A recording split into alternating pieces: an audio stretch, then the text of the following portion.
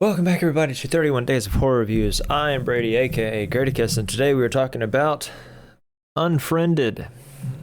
This movie is very unique in that, so it was one of the first ones to completely take place all on a single desktop.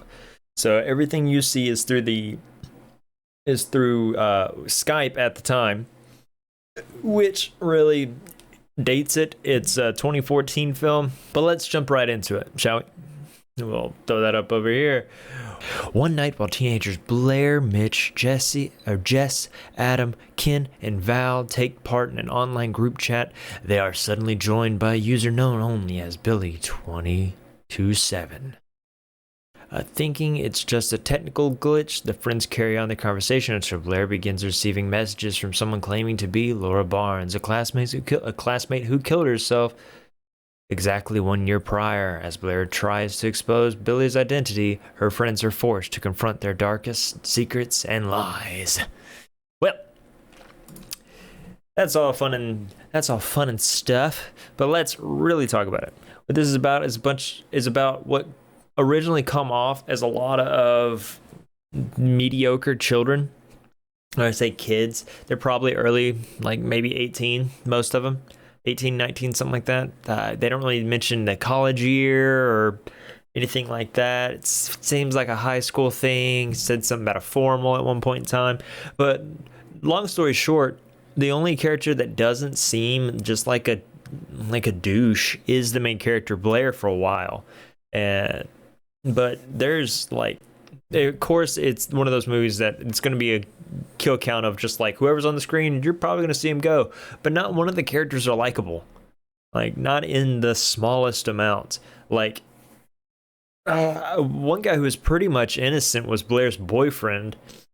He doesn't really, I can't remember. I think he gets hit for something. One of his secrets was something minor from what I remember. I'm not sure. But so don't quote me on that. But yeah, each pretty much the story goes. They have a chat on Skype, have a multiple person thing. Everyone, they have a conversation. Somebody extra joins in. It's Billy227. She starts mentioning things about the video that pretty much drove this girl to kill herself. Unfortunately, all of these people had a part to play in it. They either joked about it or like egged it on. One of them, which was Blair, was friends with her for a long time, and apparently she didn't do anything. Therefore, it's a troublesome, like, it's pretty straight. It's straightforward as a movie plot goes, so you can't really complain about that. But it's things and stuff. I mean, it's decent. Like I said, it's very unique in the fact that everything takes place on a desktop. So you're seeing her having like some of the kind of scares, I guess you could say, is her literally trying to turn off music that's playing randomly, her trying to be able to delete things that she's not able to delete that normally would be there, her be trying to click on things that aren't being able to click. She doesn't say a word. She doesn't say a word when everything's hanging up. I know if I was in this situation, I'm trying to make this make more sense.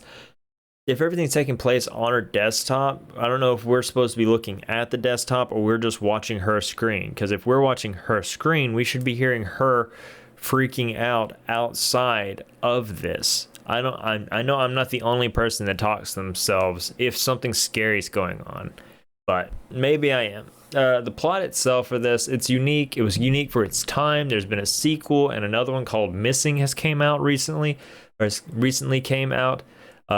where everything takes place on a desktop as well, so that's fascinating. But plot itself is unique for the time. It's a little old now. It's a little dated. Like some of the things, the effects that they use to show lag and glitch, like somebody's head kind of staying here and moving over and having like a pixelated delay. That's kind of gone now, so that's not as useful. Of course, I don't know. I haven't used Skype in a very long time, and I've never used Zoom either, so this is what I know. So yeah, plot itself was unique for the time, and I'm giving it an 8 because of how unique it was for the moment. Searching, that's the name of the other one, I'm sorry. But I'm giving this one an 8 for plot. Unfortunately, no, let's we start off with 8. Let's talk about the characters, because I did say that they are going to weigh both positively and negatively on this, and unfortunately most of the characters in this are negative because none of them have redeeming qualities except for the boyfriend and Blair, and then slowly both those things begin to slowly these two begin to degrade, and there's just no likable characters after that. So we'll give it a 7 just because the characters weight it down a good bit. Let's talk about the threat. The threat is very threatening because we don't know what the heck is going on. There's multiple different like alibis kind of thrown out of who it could be or why it could be them. So it's interesting in that way. We'll give it a 6 overall for threat. I found it threatening in the moments. I think those that don't watch this or haven't seen this movie probably would freak out a little bit more. But I am jaded and I'm trying to get better about it. The scares, there's a couple of really good jump scares in it. One or two of which that got me. We'll give it a 6 again on that. Why not? 766 so far. That's plot, that's the threat, that's the scares. And let's see if it newbie approved. I believe there is an eye scene. Quick, it's very brief, so if you can stand that, you can stand it. I believe, yes, this is newbie approved. Would I recommend this? Yes, I recommend people watching it at least one time. It's pretty simple, it's pretty quick, it's only about an hour 30, hour 20, and it's a unique experience that not a lot of movies will give you. So there you go. That is Unfriended. I forgot to rate this one too. This one is a 6.5. 6.5. This one is a 6.5. Okay, bye. I hope you all have a great day. Take care and don't reply to the dead. Take care. Stay scared. See you guys.